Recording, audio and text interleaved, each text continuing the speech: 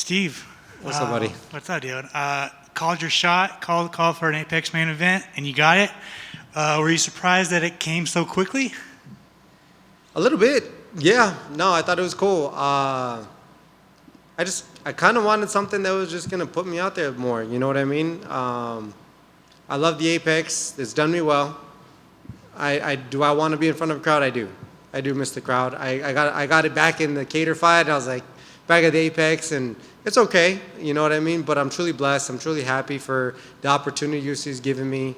I won't take this for granted. So thank you guys for looking at me and just being like, all right, let's give this guy an opportunity. So I like that. Can you talk about the thought process of, obviously you're on this big win streak, a win over Calvin Kattar, who's been a staple for a long time. I feel like you could have maybe waited a little bit, got someone high, but you chose to get the main event, and you got David Onama, who's one spot below you. Was it just to get a main event and to stay active? Yeah, that's pretty much it. No discredit to Onama. Onama's good. He's kind of like me. He's a dark horse in the division. He's tough. Not many people really know who he is too. So he's gonna show up. He's gonna be a problem. But yeah, as far as the way everything kind of went down, I was kind of hoping for something a little bit further ahead. You know what I mean? It's not a hit on him. It's just, you want to advance your career. It's about you. You know what I mean? And that's how the sport operates. But also, Volk's too busy cooking. You know what I mean? So he's holding everybody up at the top. So he just needs to make a decision. Just pick somebody. I don't know. Just pull it out of a hat. Somebody, right? Because they're all waiting.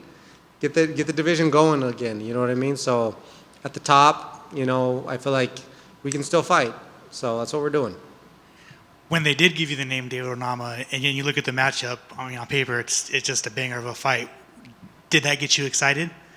Yeah, I think that's kind of what kind of gave me that itch to just go ahead and just go for it. You know what I mean? I think that this should be a good one for the fans. I do think that we're both kind of underrated. I think this is something that we're both going to be beneficial for doing, right? Just going to step it in and put it on a good Apex show. Like I said, it'd be nice if it was in an arena, but you know what? Apex is good. We still got to do the same damn thing, right? So, yeah. He was in here earlier, and he said he doesn't plan on grappling. He's just going to stand and bang with you. Obviously, it's a mixed martial arts fight, and it goes everywhere. You don't grapple a lot, but you do, I guess, when you need to. Are you going to stand there and bang with him too? Why not? Why not? Who don't want to see that? How do you see this fight kind of playing out, and how do you get your hand raised on Saturday? Hitting him way more than he hits me. Go in there and just put it on him, right? So I think it's gonna be scrap. I plan it to be a scrap. I think that for him to say he won't take me down. Let's say that there is chances, okay? And this is MMA, so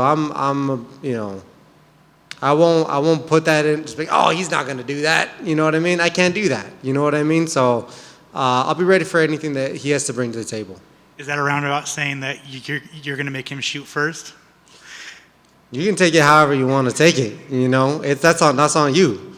You can decide if you want to take it that way or not. But at the end of the day, I'm gonna test his chin, and he's gonna try to do the same thing. This is what we do, right? It's like, so he's like, I'm gonna go knock you out. I'm like, so you weren't before? You know what I mean? So I was like, all right, just freaking, we're gonna do this. Let's do it. All right, let's agree to that. That's fair. Last year for me, you mentioned that the division is kind of stuck at the moment with Volk. Who do you think? Obviously, you're gonna say yourself, but who do you think should fight Volkanovski next? I think if you're a purist, I think Masvidal probably should get it. I don't think people want to see that guy get it. I don't think UFC wants to see you get it. But if you want to do right by somebody in your company, you probably kind of have to. And you just have to trust that the champ is going to do what he does and go out there and win that fight. You know what I mean? At that point, the champ's a champ for a reason. I think Masvidal is good. I think that he's solid, but he's definitely showed chinks in his armor. And I think that, throughout a few different fights, dude's a stellar grappler. There's no doubt about it. But there's other things that you can definitely pick on a little bit and hopefully find success in that. Diego did pretty good with him, and that was like on a week notice. You know what I mean? So I'm not trying to hate on him. It just is what it is. Obviously, we want fan favorite, fights happening. We want the bang. We want the zazz, the fireworks. Like his fight with Aljo, I respected it because I understand what's going on. But it's almost like when you're speaking another language. You know what I mean? Like if I know Spanish, and me and this dude are talking in Spanish, we both understand. But what about everybody else around? They're like, bro, why aren't you punching him in the face? You know what I mean? That's what's going on. And that's the issue he has. So maybe he needs to go to a boxing school and try to work on his hands or go do something. He's not helping his case at all. So I think, in my personal opinion, I think you need Yair and you need Diego to square off. You need Masvar and Liron to square off. And the winner of those two fights, I wouldn't say make it a tournament, but whoever won more decisively, at least in the UFC's eyes, should get it. That would be my personal opinion because everybody's just waiting. So if you're just going to wait, figure out a way to get someone to fight Volk. Or Volk can just be like, I'll fight him. That's not hard either, right? It's like, I'll fight him. My opinion. What does a main event win over David Onama do for you going into 2026? Gets me a heavyweight title fight. And who is it? Aspinall? He's got something coming. I like it. And finally for me, how cool has it been to see Diego Brando have this late career resurgence, knocking off all these prospects and just doing his damn thing? Yeah, man. I think he's messing up someone's plans. You know what I mean? I love that. You know what I mean? Because Diego, he's a dear friend of me. He would be here if they would let him. But I'm trying to get him back here, man. I feel like he's deserved it. I feel like he's earned it. He's changed a lot of different things in his life. I know he's trying his best to fight better, fight more aggressive. Who doesn't want to see that in the UFC? We all want to see smoke, coming from everybody. And I think that Diego does that. I'd love to see him finish his career here. So if anybody's listening, you know what? Invite him over, have a talk, have a discussion. I think that'd be good. I also want to see my buddy Manolo Zacchini fight too, because he's been on standby too, so he's waiting for that opportunity. So if anybody wants to fight Manolo, I think he'll be obliged to fight. Good luck, man. You mentioned Aspinall. I want to get your thoughts. A lot of people have kind of came out and criticizing him for stopping the fight or not continuing the fight after that eye poke. Do you feel that that's unfair and justified that he should have continued? What were your thoughts on that? Have you ever been poked in the eye? Yeah, it sucks. Try fighting the best guy in the world across from you. You'd probably think twice about trying to fight with one eye, right? I don't hate his decision. Do I understand why people are not happy with his decision? Absolutely. People would pay money to go watch you fight with one eye if needed. You know what I mean? So I get it. But for his career, does that benefit him? No. Maybe he lost a couple fans? Does it still hurt him? I don't know.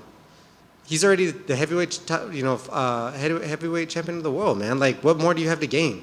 So you go on and you fight somebody, someone, pokes you in the eye. That's tough, bro. That's tough because, people are like, oh, he should have kept going. I'm like, dog, you can't even drive with one eye, bro. What makes you think we can go out there and fight with both eyes? You know what I mean? Without both eyes, So that's kind of my thoughts on it. Wish him the best, but I'm sure they'll rematch that. Yeah, that's a great way of thinking about it. If you got one eye, you're not going to get in the car and operate. Why try to fight somebody in that same situation? And that dude's literally trying to kill you. Yeah. It's not just we're just going to pull over on the side of the road until I can see. It's I still can't see. I don't know. He's still wearing an eye patch and stuff. Yeah. Bisping's lost an eye. Yeah. I know several people that have had detached retinas from eye pokes and stuff. It's a serious thing. It's oh, bro, you can still see. You got another eye. Okay, bro. All right. Okay.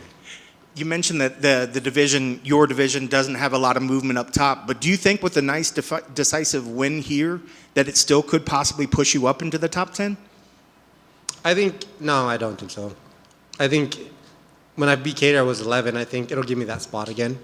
But I think it would allow me to fight someone that is in the top 10. So that's, I guess, the benefit of that matchup happening.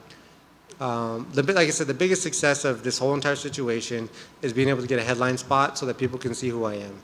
And if you don't know, now you're able to see how I fight, what I bring to the table. I feel like the UFC is like throwing out more of my highlights now. People are seeing it like, oh wow, this guy's actually pretty good, you know. And I think that's cool because I get a little bit more credit. And I feel like people like, regardless of the situation, people see me. And I think I've just been discounted so much in my career that it's kind of nice to kind of get that like fist bump. You're like, oh okay, yeah, he's good. You know what I mean? So I'll take that. I'll take it. When are we going to get that submission highlight that we're able to see? Bro, I'm going to throw in a freaking Peruvian necktie and just smoke Charles Oliveira with it. You know what I mean? So just wait for the matchup. I love it. Keys to the victory on Saturday. What really needs to happen to make sure that you get your arm raised on Saturday? Just punch him hard in the face. So hard. Really hard. I think that's do it. I think that's going to do it. I love it. Best of luck on Saturday. Thank you. Thank you, guys.